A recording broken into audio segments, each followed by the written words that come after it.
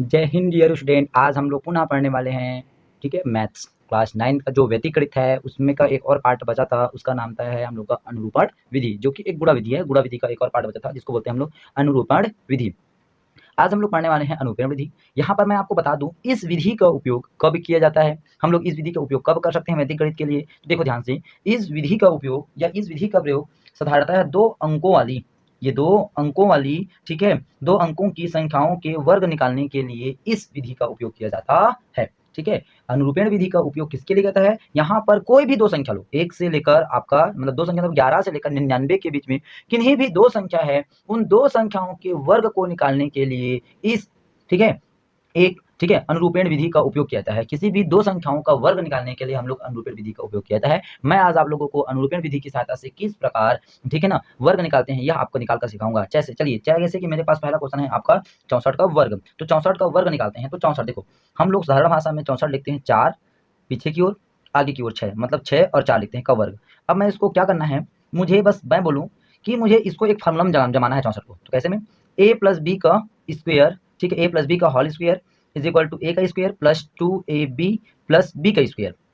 इस फार्मूला में जमाने के लिए मैं क्या करता हूँ, मैं 64 के वर्ग को, ठीक है, इस रूप से लिख देता हूँ। 64, ये मेरा एक नहीं है, बीच में जो लकीर है, ये बीच में लकीर है, उसको मैं बोलूंगा, देखो यहाँ पर a है तो यहाँ पर 6 है, यहाँ पर प्लस है, तो उसी प्लस के स्थान पर मैं यहाँ पर ले सकता हूँ क्या जी आपका, ठीक है, क्या ले सकता हूँ, संख्या ले सकता हूँ, या बोल सकता हूँ यही, चलो इसको प्लस कर लेता हूँ मैं आपको बताने के लिए। ठीक है, ये देखिए आपका प्लस है, ये कब का है आपका प्लस है। तो इसको लिखने के लिए मैं क्या करूँगा, देखिए अब यहाँ पर क्या करना होता है, ये प्लस है, तो मुझे 64 को a प्लस बी का होल स्क्वायर के रूप में लिखने के लिए मैंने क्या लिख दिया, 6 प्लस 4, तो a प्लस बी का रूप में आ गया। तो चलिए पहले a का स्क्वायर मतलब 6 का स्क्वायर, प्लस b मतलब 2 है तो 2, ठीक है, इंटू हो गया, a है तो 6 और b के स्थान पर 4 है तो 4 और प्लस 4 का स्क्वायर, ठीक है, ये a प्लस बी के रूप में जम गया। तो क्या होता है यहाँ पर, चलिए हम लोग निकालने की कोशिश करते हैं। तो यहाँ पर चलो निकालते हैं, a का 6 का स्क्वायर मतलब 36 प्लस 6 चौक 24 और 24 दूने 48, ठीक है, और प्लस 4 का स्क्वायर मतलब आपके पास होता है आपका 16।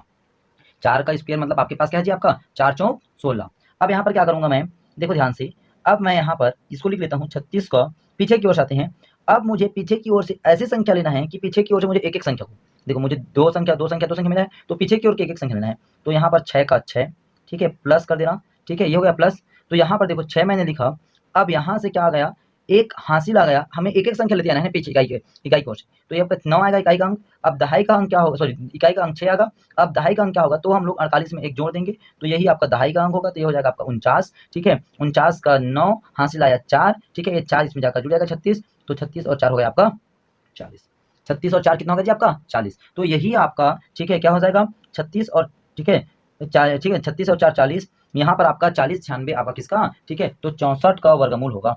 ठीक है, अतः क्या लिखूंगा, अतः मैं लिखूंगा, ठीक है, अतः, ठीक है, 64, ठीक है, का वर्गमूल इज इक्वल टू, ठीक है, 40 96 होगा। एकदम इजी विधि है। चलिए थोड़ा सा कठिन लगा होगा, इसमें करके देखते हैं। अब यहाँ पर देखो ध्यान से, आपको दिया है 19 के स्क्वायर, तो 1 प्लस 9 कर दिया क्योंकि मुझे a प्लस बी की फॉर्म में जमाना है। अब क्या हो जाएगा 1 का स्क्वायर, ठीक है, प्लस हो जाएगा आपका 9 का स्क्वायर, ठीक है, सॉरी 2a इंटू 9, ठीक है, b के स्थान पर, ठीक है, प्लस आपका 9 का स्क्वायर, ठीक है, आपका 9 का स्क्वायर। अब क्या हो जाएगा 9 का स्क्वायर है, तो यहाँ पर मैं करूंगा 9 निया 81, ठीक है, 9 दूनी 9 एकम 9, 9 कम 9 और फिर 9 दूनी 18 प्लस 18, ठीक है, प्लस 1 एकम 1, 1 का स्क्वायर हो गया। अब क्या करूंगा पीछे की ओर से एक संख्या, तो ये हो जाएगा आपका 1, फिर यहाँ पर आपका 18 में, ठीक है, 8 जुड़ेगा तो हो जाएगा आपका 26, 18 में 8 जुड़ेगा तो कितना हो जाएगा आपके पास जी 26। अब फिर 26 का हो जाएगा आपका 6 हासिल आया 2, तो एक यहाँ पर है 2 और एक आपका 3, यही आपका आंसर है। अतः क्या लिखूंगा मैं, अतः लिखूंगा, ठीक है, अतः, ठीक है, 19 का वर्ग बराबर आपको हो जाएगा 361, 361। चलिए मेरे पास वैसे ही एक और क्वेश्चन है, उस क्वेश्चन का सॉल्व करते हैं, और वह क्वेश्चन है कितना, थोड़ा बड़ा संख्या लेता हूँ 87 का वर्ग।